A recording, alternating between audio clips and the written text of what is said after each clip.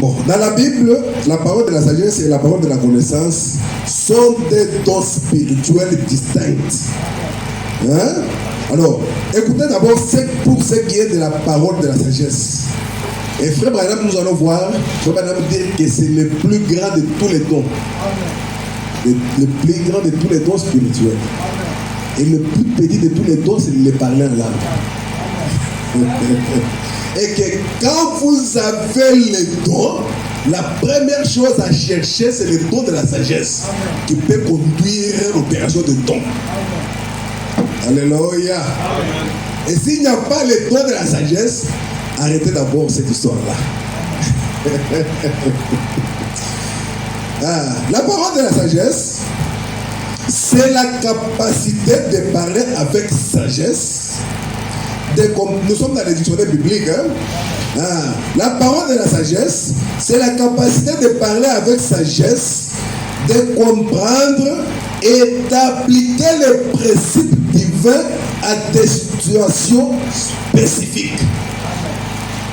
C'est une parole qui apporte le discernement, la compréhension et l'application pratique de la vérité. Ça, c'est ça le don de la sagesse. Donc là, c'est la pratique. Alléluia.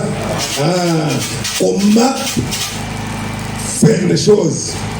Alors que la parole de la connaissance, toujours dans les dictionnaires bibliques, c'est la capacité de communiquer des informations ou des révélations sur des choses spirituelles. Donc, c'est-à-dire, celui qui a le don de connaissance a la capacité de communiquer, alléluia, une révélation, quelque chose de scripturaire, alléluia. C'est la capacité de communiquer des informations ou des révélations sur des choses spirituelles, souvent avec une compréhension profonde des Écritures ou des mystères divins. Alléluia. C'est ça le don de la parole de connaissance. Donc, il communique, il explique. Alléluia. Alors que la sagesse, c'est mettre en pratique ce qui est spirituel. Savoir comment mettre cela en pratique. En résumé, la parole de la sagesse s'applique à la vie pratique. Tandis que la parole de la connaissance se concentre sur la compréhension et la communication des vérités spirituelles. Voilà les deux dons. Donc, ce sont les deux dons différents. Amen. Donc, les dons donnés par Dieu, Frère Madame dit, si nous utilisons mal ces dons que Dieu a donnés, cela va nous causer plus de mal que si nous n'en avions pas. Amen.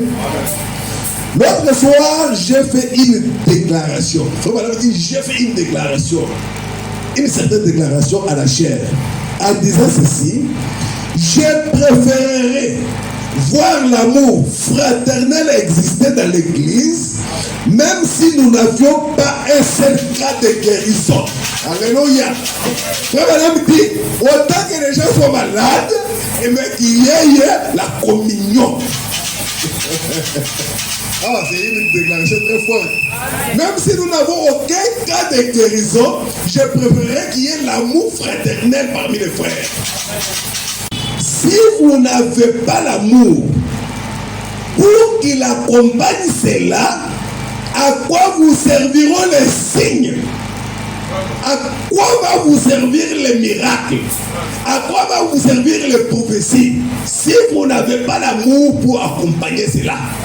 C'est ainsi que Frère Branham dit, je préfère qu'il y ait l'amour fraternel dans l'église, même si on n'a pas un seul cas de guérison. Alléluia. C'est Dieu qui nous propose, je te donne tous les dons. Tu auras une grande foi pour guérir. Tu auras les dons de connaissance. Tu auras les dons de prophétie. Ou soit, je ne te donne pas cela, je vais te donner seulement l'amour.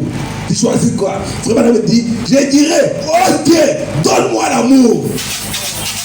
Laisse les dons. Alléluia. Donne-moi l'amour, c'est vrai. Car les langues cesseront. Les prophéties la prophétie prendra fin. La connaissance disparaîtra. C'est ce que Paul nous a dit. Amen. Mais l'amour demeurera toujours.